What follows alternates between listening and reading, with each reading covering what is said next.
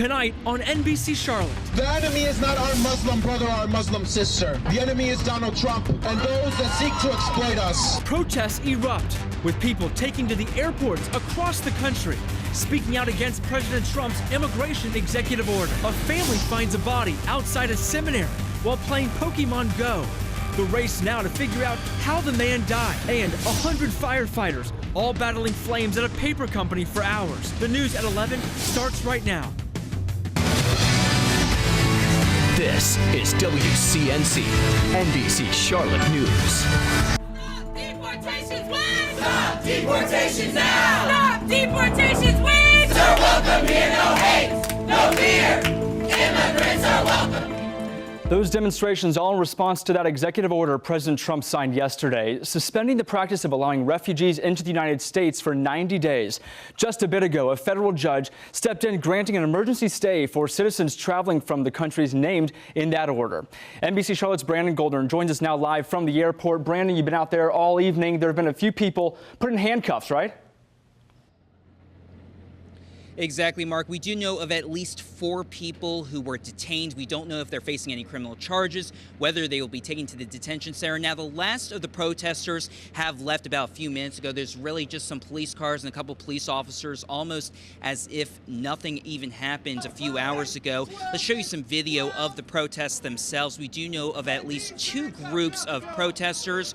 One was a smaller group, and the other was a little bit larger and a little bit more loud. They were marching through the baggage claim, marching through the baggage claim. We were told there was a text message or some sort of message on social media that was sent out around 8:15 at night, leading to the protest at 9 o'clock. Let's listen to some of the protesters and what they have to say about this protest. Here in Charlotte, here in America, refugees are welcome. That we will not just kind of sit by silently when folks are summarily being denied entry. Pretty much based on their religion. It's not okay. And right now the airport is at normal operations. Really no protesters left, just a few police officers. We're working to get more information on how many people were detained, whether they officially are arrested and will face criminal charges. We'll keep you updated throughout the night. Reporting live at Charlotte Douglas Airport, Brandon Goldner, NBC Charlotte. All right, Brandon, thank you. The first protests at JFK in New York City. People have been protesting for hours in response to customs agents detaining at least a dozen people there, including a former Iraqi translator to the U.S. military.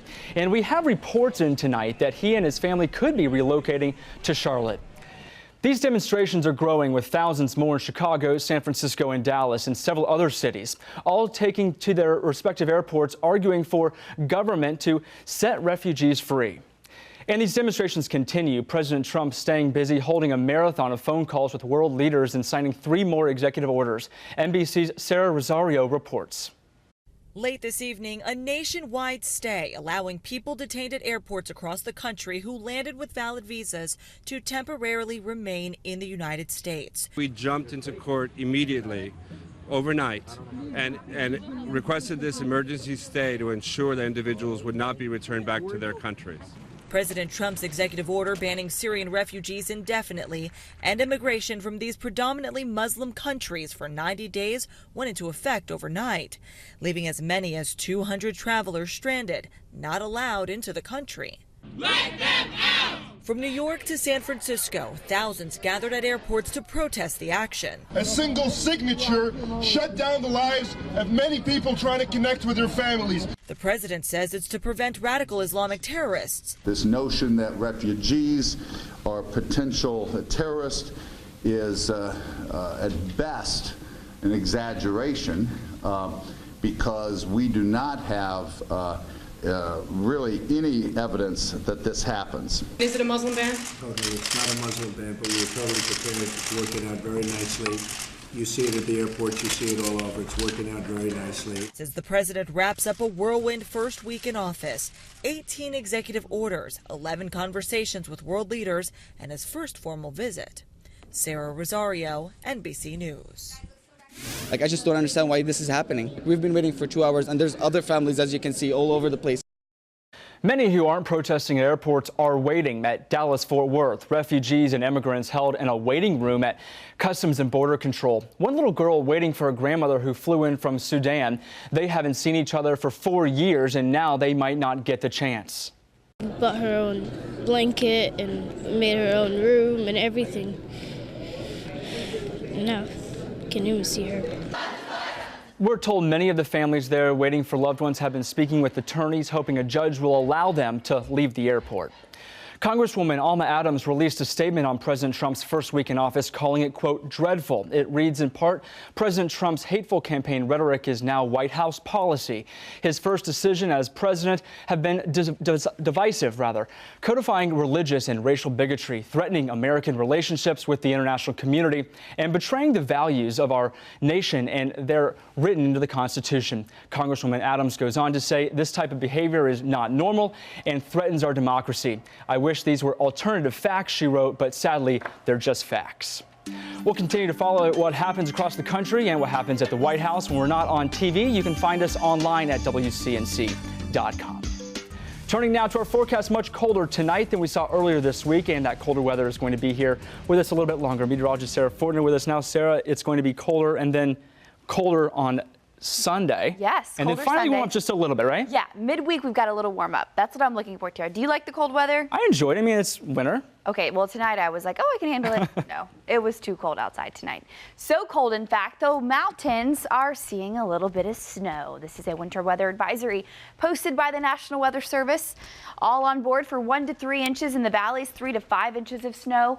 In those higher elevations, we're talking above 3,500 feet. As we check radar now, it's hard to see, but there are some flurries falling. I think a better dose of some snow coming to the mountains tomorrow night. I'll show you those totals up ahead, but for now, temperatures are in the 40s. Waking up tomorrow morning in the low 30s, upper 20s, warming to the upper 40s with some sunshine. But like I said, we have a warm up, we have some mountain snow, as well as some late week rain to discuss, Mark. In the meantime, we'll send it back to you for more news. All right, Sarah, thank you. Breaking news right now out of Shelby, where dozens of firefighters are working through the night to battle a multiple alarm fire at a paper company. The Clearwater Paper Corporation says the fire started in a storage area around 5:45 this evening. About 100 employees forced out of the building there. The flames now under control, but crews still working to get the smoke cleared out of the building. A clerk at a nearby convenience store says the scene was chaotic. It's a paper plant, so I guess it's inevitable that, it's going to catch a fire maybe sometime, but it's still pretty crazy. None of the employees of the paper mill were hurt, but one firefighter did sustain minor injuries while responding.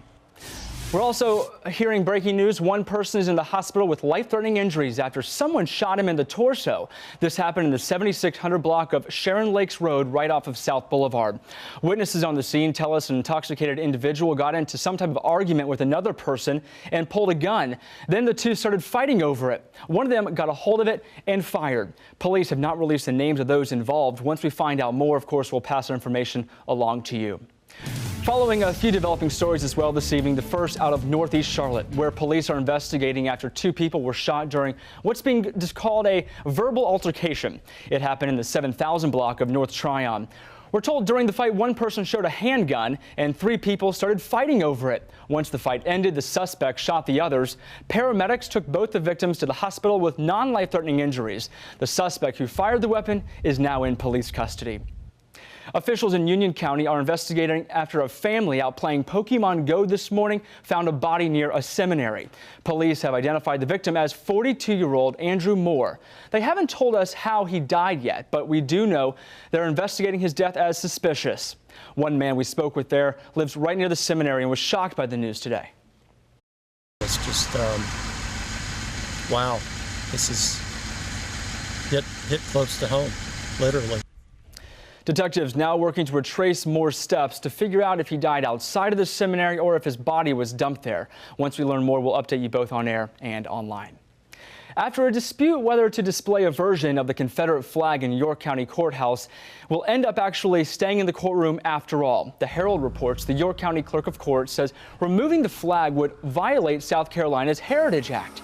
His decision to put the flag back reverses the one he made earlier this week when he believed he had the authority under state law to move it along with other Civil War items to another spot in the building.